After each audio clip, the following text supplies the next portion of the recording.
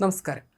ദുബായിലെ ആഡംബര ജീവിതശൈലിയെക്കുറിച്ചും ദുബായ് നൽകുന്ന സുരക്ഷയെക്കുറിച്ചും ഒക്കെ പറയുവാനാണ് ഇപ്പോഴും പല ഇൻഫ്ലുവൻസർമാരും റിയാലിറ്റി ഷോ താരങ്ങളുമൊക്കെ ശ്രമിക്കുന്നത്.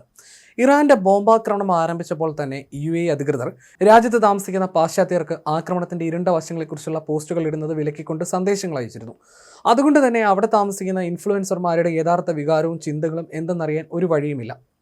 ദുബായിൽ സുരക്ഷിതമാണെന്ന് പറയുമ്പോഴും സുരക്ഷ ഉറപ്പാക്കാൻ സർക്കാർ എല്ലാ മാർഗങ്ങളും സ്വീകരിക്കുന്നുണ്ടെന്ന് പറയുമ്പോഴും അവരിൽ പലരും തിരികെ UK എത്താനാണ് ശ്രമിക്കുന്നത്.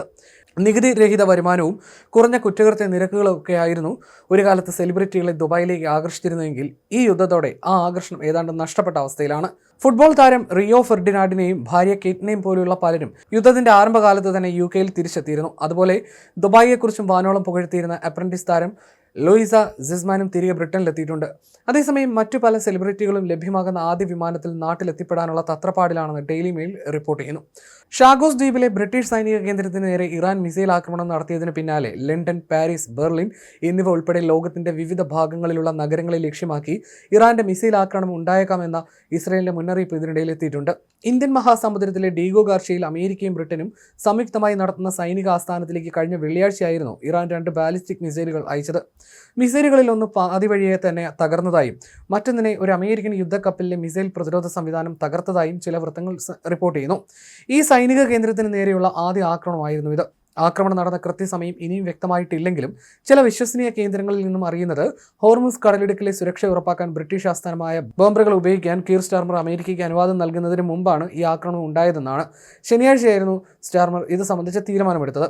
ഡീഗോ ഗാർഷ്യ ആക്രമണത്തിനായിട്ടാണ് ഇതാദ്യമായി ഇറാൻ ഒരു ദീർഘദൂര മിസൈൽ ഉപയോഗിച്ചതെന്ന് ഇസ്രയേലി സേനയും സ്ഥിരീകരിച്ചിട്ടുണ്ട്. ഏകദേശം 400 കിലോമീറ്റർ ദൂരം വരെ പോകാൻ ശേഷിയുള്ളവയാണ് ഈ മിസൈലുകൾ. അതുകൊണ്ട് തന്നെ ഇറാനിലെ തീവ്രവാദത്തെ പ്രോത്സാഹിപ്പിക്കുന്ന ഭരണകൂടത്തിന് ലണ്ടനെയോ പാരീസിനെയോ ബെർലിനെയോ വരെ ആക്രമിക്കാൻ കഴിയുമെന്നും ഇസ്രയേൽ സൈന്യം മുന്നറിയിപ്പ് നൽകുന്നു.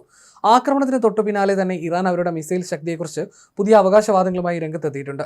ഇറാനിൽ നിന്ന് ഏകദേശം 3800 കിലോമീറ്റർ മാറിയാണ് ഡീഗോ ഗാർഷ്യ സ്ഥിതി ചെയ്യുന്നത്. ഈ ആക്രമണം അമേരിക്കയുടെ കണക്കൂട്ടലുകൾ തെറ്റിച്ചിരിക്കുകയാണെന്ന് യുദ്ധവിദഗ്ധർ അഭിപ്രായപ്പെടുന്നു.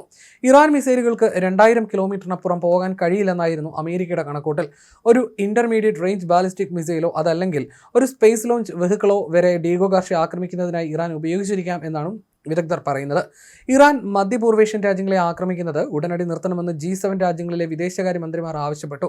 Canada, France, Germany, Italy, Japan, Britain, America എന്നീ രാജ്യങ്ങളിലെ വിദേശകാര്യമന്ത്രിമാരാണ് ഗൾഫ് രാജ്യങ്ങളെ ആക്രമിക്കുന്നതിൽ നിന്ന് ഇറാൻ നിരുപാധികം പിന്മാറണമെന്ന് ആവശ്യപ്പെട്ട് രംഗത്തെത്തിയിരിക്കുന്നത്.